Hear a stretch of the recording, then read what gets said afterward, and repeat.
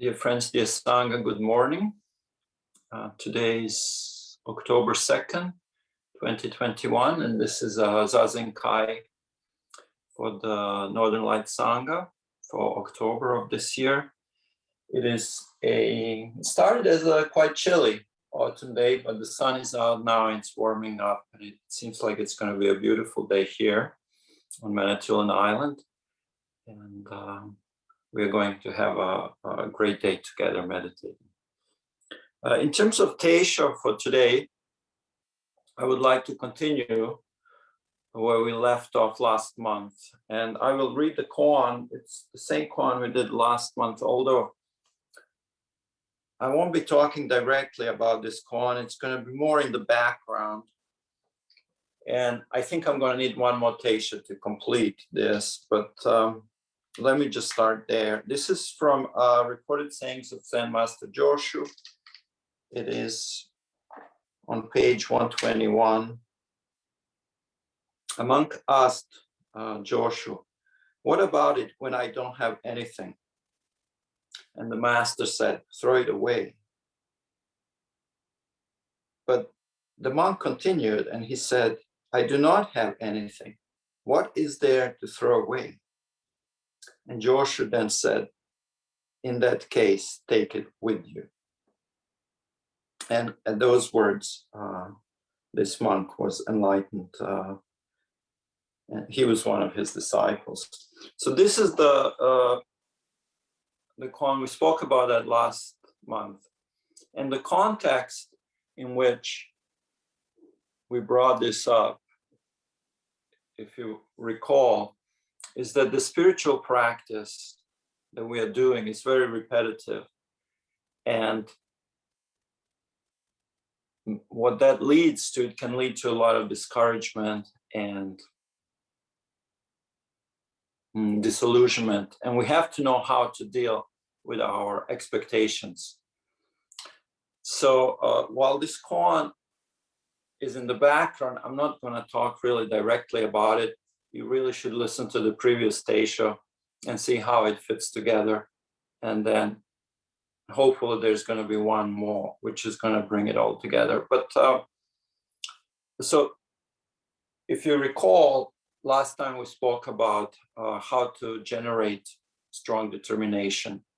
The idea is when we find ourselves having to deal with a lot of discouragement, and maybe negative, some kind of negative energy in context of our Zen practice, we really should know how to deal with that. We should know how to deal with whatever obstacles come up in our practice. And generally speaking, each specific obstacle will have something precise kind of antidote to deal with that. For example, if we're dealing with a lot of anger and aggression, generally speaking, loving kindness is the answer for that. If we are dealing with a lot of jealousy and competitiveness and comparing ourselves to others, then knowing how to generate our own happiness and how to experience joy at the success of others will be a part of the answer for that, and so on. But I thought, universally speaking, or in general terms, there are a number of things which are very helpful. And one of those is having strong determination. And I spoke about that last time, where does Zen practice really fit, and what priority is it in our lives? What priority it ought to be, and how to generate strong determination. And another thing that I mentioned, we need to have strong foundations in terms of knowing what is the path, what is the way, and what is not the path, and what is not the way. And this is what I'm going to talk about today, specifically about what is the path. Now, before I introduce this idea of the path, I have to introduce some other concepts. And one of those is, it's a tool that is frequently used in Buddhism, And we talk about two truths, the relative and the absolute. Sometimes they're called two truths. I prefer to call it two views, in a sense of maybe you are walking through a landscape, or you're walking through a garden, and you can have this view, and then you move a little bit further away and you have a different view of maybe the same landscape. Or you can think of it as maybe standing in front of a mountain. Mount Fuji comes to mind because for those of you who have seen it, it's such a stark image when viewed from a distance. Imagine that you're standing in front of some mountain and you're looking at the mountain, and this is one view. And then another view would be maybe being at the top of the mountain, or perhaps even the view the mountain has of the whole landscape. It's the same landscape, but the view is different. Or maybe it's the view that the mountain has of the stars above, in which the mountain itself is insignificant. And we can contrast that with the view of a hiker looking for a path to climb this mountain. So these two things are brought into contrast, and they're taught for a reason. They're very educational and important, and they're both important, the absolute and the relative. The relative deals more with the world of phenomena, and the absolute, it deals more with our deep longing and spiritual realizations. They also tend to lead to a development of two kinds of wisdom, the discriminatory wisdom and the non-dual, non-conceptual wisdom. But I'm not really going to talk about that too much. When Zen masters are asked about the way, the answer they give is a combination of the two. They tend to speak more from the absolute point of view, largely because that's what's necessary. The relative point of view, this is something that we can quite easily learn from books. And the assumption is that we all know what that is. Of course, we are beginners, so we still have to work on our foundations, and the part of those foundations and the motivation behind this talk is to have really clear understanding what is the path. And remember, my motivation for this talk is to give us a way to deal with discouragement and disillusionment, and to have a strong appreciation of the Zen practice. And so I will give you an example here. This is from the same book. This is when Zen Master Joshu encountered Nansen, his teacher, for the first time, and he asked about the path. And this is the conversation. Joshu asked Nansen, "What is the way?" Nansen said, "Ordinary mind is the way." Joshu asked, "Then may I direct myself toward it or not?" Nansen said, "To seek it is to deviate from it." The master said, "If I do not seek, how can I know about the way?" Nansen said, "The way does not belong to knowing or not knowing. To know is to have a concept. To not know is to be ignorant. If you truly realize the way of no doubt is just like the sky, wide open, vast emptiness, how can you say yes or no to it?" At these words, the master had sudden enlightenment. His mind became like a clear moon. The master in that last sentence refers to Joshu. This is a book of recorded sayings of Joshu's.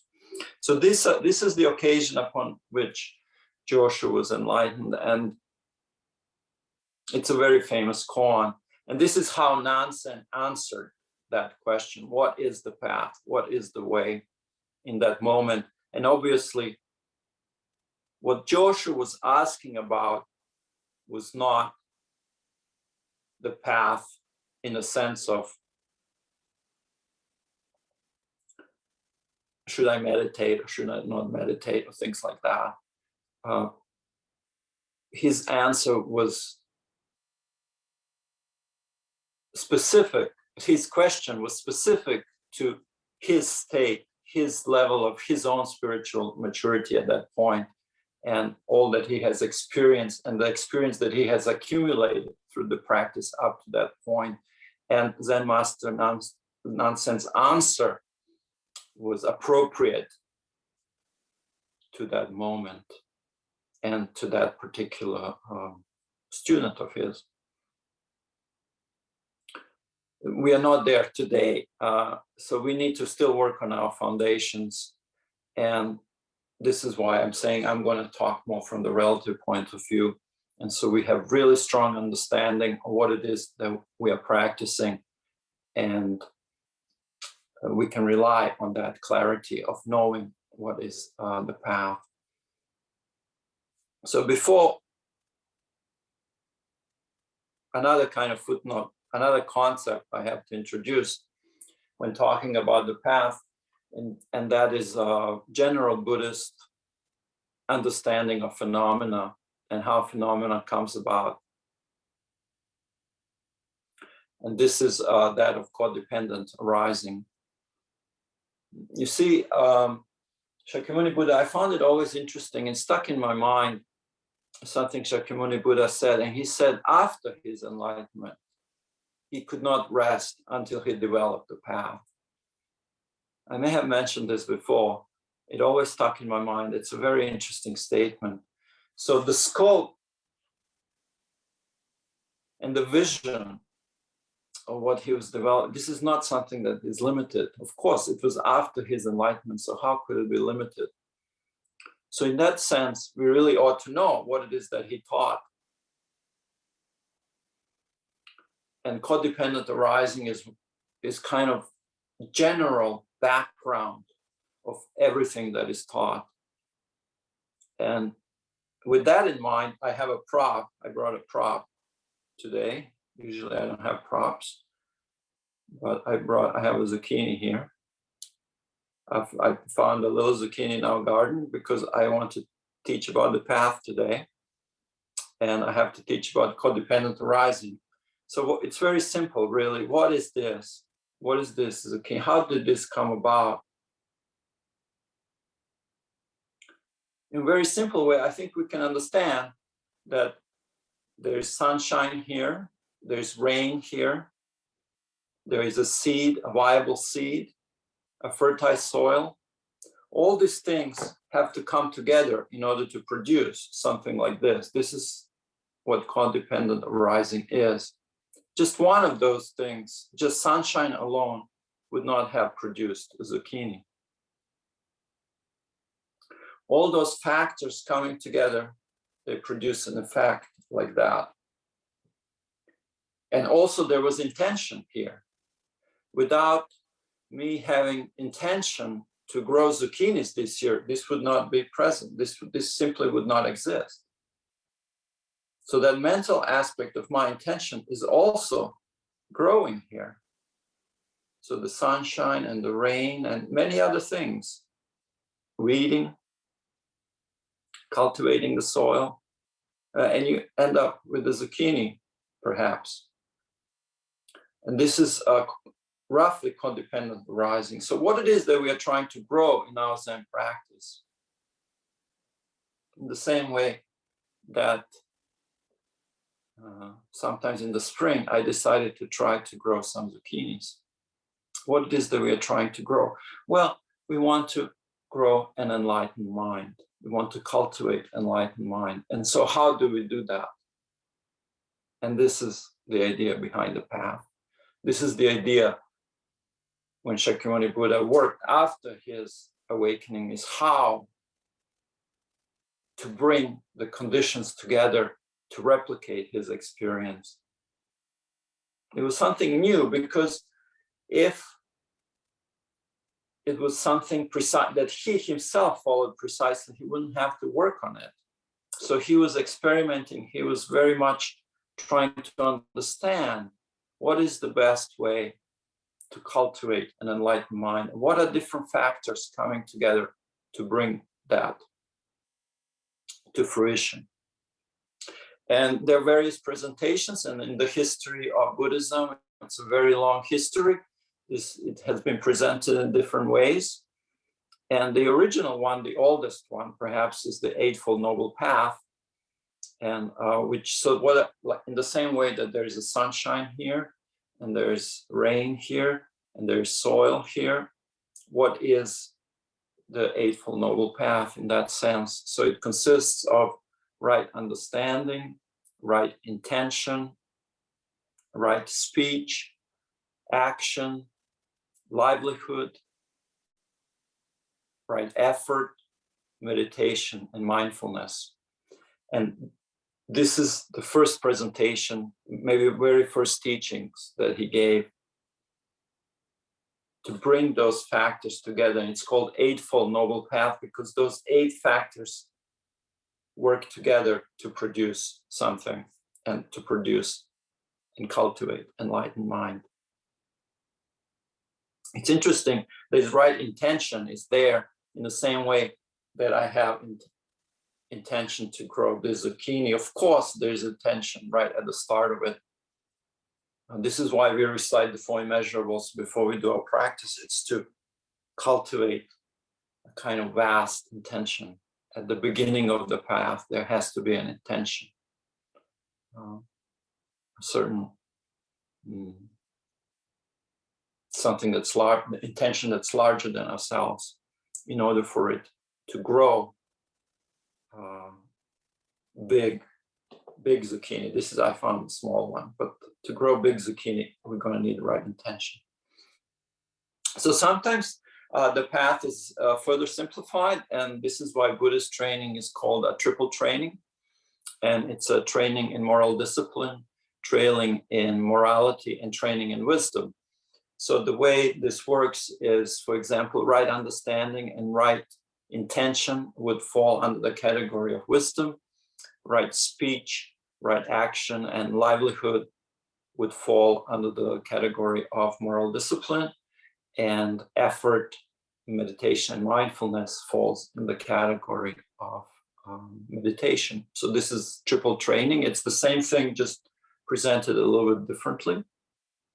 Another way to express the same thing is another old Buddhist teaching. It's in 7 factors of awakening. What 7 factors are coming together?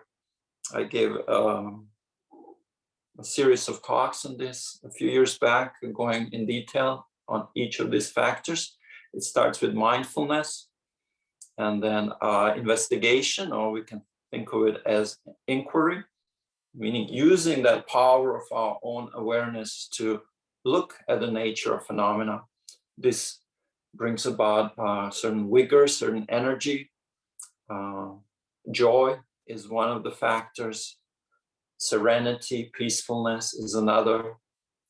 This makes our meditation possible, which is another factor. And finally, equanimity, which is a certain vast view that is not easily shakeable. So those 7 factors bring together, and at least in the words of Shakyamuni Buddha, you end up with an awakened mind like that.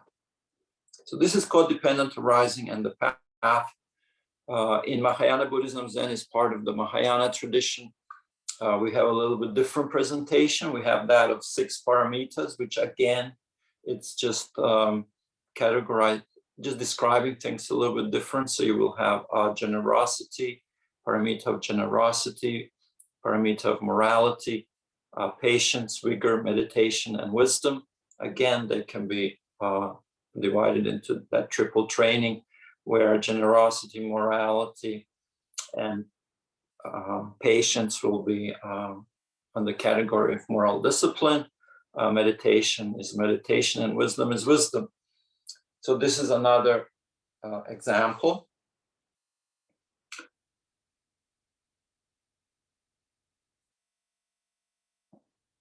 to have a really good understanding of this. Again, I want you to remember what is the motivation behind this talk.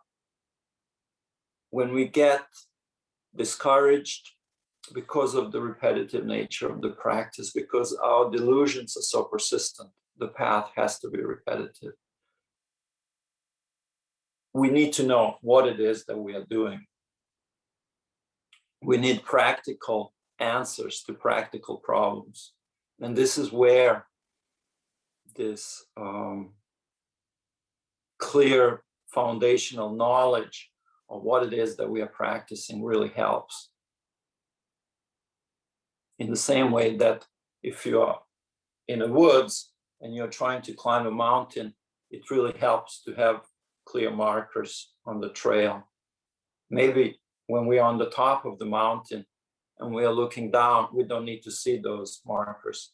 And this is where I want to go back a little bit to this idea of relative versus absolute. This is why we have to start, when we are talking about practical problems that we face daily in our practice, we have to start with a relative. Because when we are on the top of the mountain and when you're looking down, you actually don't see the path.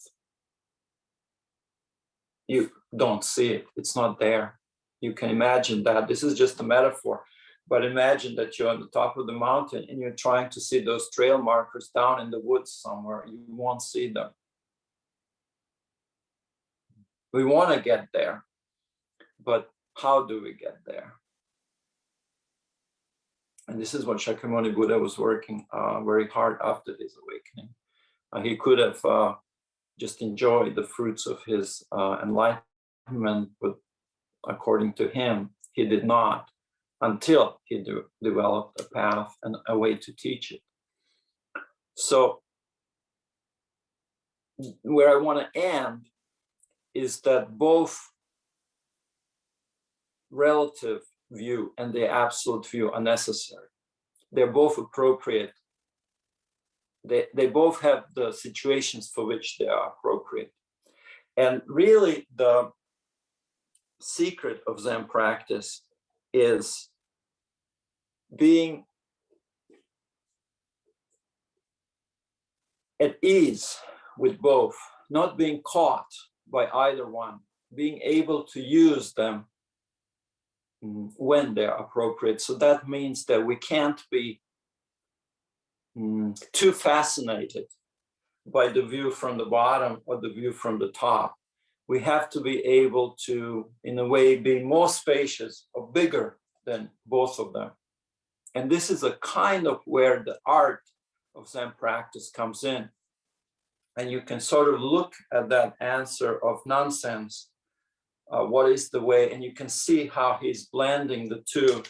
And he speaks about it not being, not belonging to knowing or not knowing.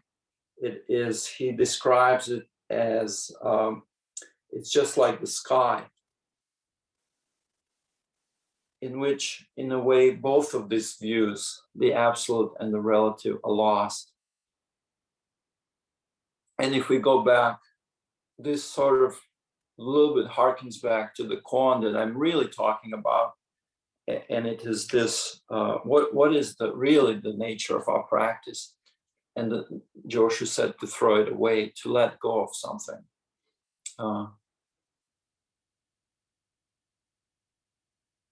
This is where we are, I think, hopefully going toward in the next Teisho, in which I will talk about what is not the path and the traps that we fall into and how to climb out of those traps. And what are the pitfalls that we tend to, the kind of little difficulties or big difficulties we get ourselves in when we do Zen practice. Again, I one more time, I'm going to repeat myself. It all goes back, for something to make sense, we have to understand why we are doing it. And in that sense, what is the real purpose behind this talk? And I want us to be very skillful how to deal with our own discouragement disillusionment, and to be able to really appreciate Zen practice and all that it offers us. And in that sense, having strong determination and knowing what is the path, having real clarity where we have no doubt or confusion about what it is that we are practicing, and also knowing when we do get in trouble, what that is, and knowing how to get out. So this is the motivation behind this couple of talks. We will end here for today and continue with our Zazenkai and meditation. And I can just wish you a beautiful, the rest of the Zazenkai. I wish you peace, to slow down a little bit, to let go of all the maybe things that are troubling you recently, to let go of all. I know we are all going through such tremendous change. Our societies are going through a lot of change. And one of the things I was going to talk about, idea for a talk, was how do we cope with change?